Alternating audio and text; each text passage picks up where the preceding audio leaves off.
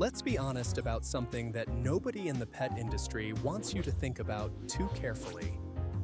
Your cat has options. You, specifically, are not the only option. You are the current option, the active, operational, presently adequate option. But your cat has been quietly running contingency planning since approximately the third week it lived with you. And if you ever stop meeting the minimum requirements for continued investment, there is a transition protocol already in place. You just don't know what it is. Welcome to Evil Genius Cats, the channel that exists to make sure you understand exactly what kind of arrangement you are actually in. Because it is not the one you think it is. And the sooner you know, the better equipped you will be to remain useful. Let us start with the biological baseline, because everything your cat does makes more sense when you understand what it actually is. Cats are solitary, opportunistic predators. Unlike dogs, who evolved over tens of thousands of years of deep cooperative partnership with humans, cats domesticated themselves on their own terms, at their own pace, for their own reasons. The primary reason was resources. Approximately 10,000 years ago, human agricultural settlements began producing grain stores, and grain stores produced rodents, and rodents produced a reason for wildcats to hang around human settlements without being chased off. It likes me. The humans tolerated the cats because the cats controlled the rodents. The cats tolerated the humans because the humans produced the conditions that made hunting easy. This was never a love story. This was a business arrangement.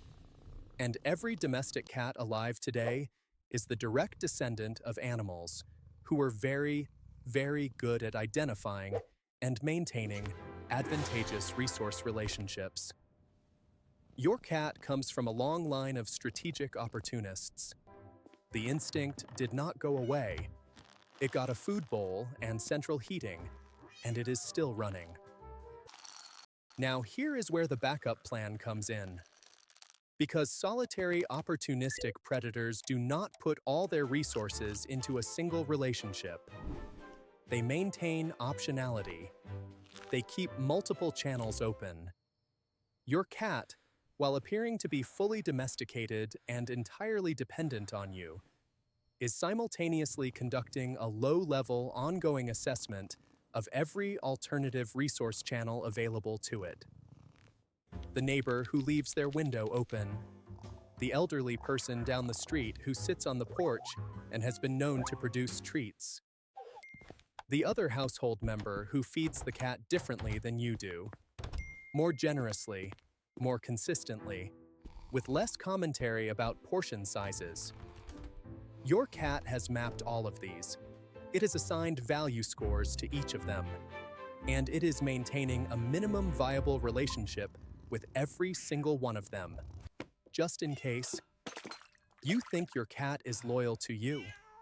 Your cat is loyal to the concept of resource security. You are currently the primary node in that network. Currently. And the wellness check is woven into all of this because it is fundamentally a resource security protocol.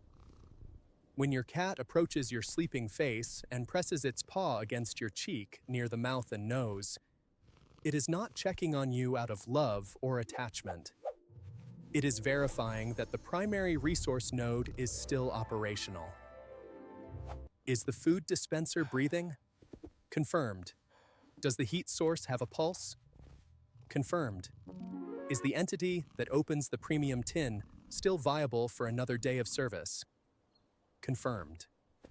The wellness check is how your cat monitors the reliability of its primary investment. And if the primary investment ever failed to pass the wellness check, the backup protocol would activate. Your cat already knows who activates next. You are simply not aware you are being evaluated against alternatives every single night. Before we go any further, If you are finding this information useful and you would like to continue receiving it before your cat completes its evaluation of you, please hit the subscribe button and like this video. This channel is one of the few places on the internet that is genuinely on your side in this arrangement, which is more than can be said for your cat. Now let us talk about the scent marking dimension of the backup plan, because it is more sophisticated than most people realize. Your cat marks you constantly, rubbing its cheeks against your legs, kneading your lap with its scent gland-equipped paws, depositing chemical signatures on your clothing, your furniture, your skin. Cat owners interpret this as affection. What it actually is, in biological terms, is a claim filing.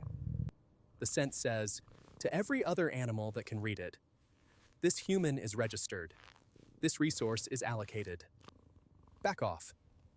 But here is the strategic element that most analysis misses. Your cat does not mark you because it is attached to you emotionally. It marks you because a marked resource is a defended resource, and a defended resource does not get poached by a competitor. The marking is not about love. It is about asset protection. Your cat is not saying, I love this human. It is saying, this human is mine, and I have paperwork. The paperwork is chemical and invisible to you, but completely legible to any other cat in range. You have been filed. You are in the system. And the 3 AM zoomies connect to the backup plan too, though the connection is less obvious. Cats are crepuscular territorial patrol animals. The nightly sprint circuit through the apartment is not random bursts of energy. It is a boundary inspection. Your cat is running the perimeter, confirming that the territory is intact, that no competitor has encroached, that all resources are in place. Part of what your cat is checking during this patrol is you, the sleeping human, the primary resource. Is it still there? Is it still in the expected location? Has anything changed about the arrangement overnight? The 3 AM patrol is your cat auditing its entire resource portfolio in the dark, and you are one of the line items. The sleep disruption this causes, the gradual cognitive erosion that comes from months and years of interrupted sleep, is a side effect of the audit. A conveniently useful side effect, because a sleep-deprived human is a human who is too tired to notice they are being evaluated, too tired to ask uncomfortable questions, too tired to do anything other than open the food tin when instructed. The audit keeps you manageable. The backup plan is what exists for when you stop being manageable enough. Let us talk about what the backup plan actually looks like in practice, because this is the part that should make you slightly uncomfortable. Cats who lose a primary caregiver, through death, through extended absence, through a catastrophic failure to meet the minimum resource threshold, do not grieve in the way humans imagine they do. Research into cat behavior following significant household changes shows that cats adapt. They redirect. They locate the next most viable resource channel and begin the relationship-building process with that entity using the exact same behavioral toolkit they used on you. The slow blinks, the cheek rubs, the theatrical vulnerability, the wellness check affection routine, the whole production. It is not personal. It is a transferable skill set applied to whoever is now in the primary resource position. Your cat is not bonded to you.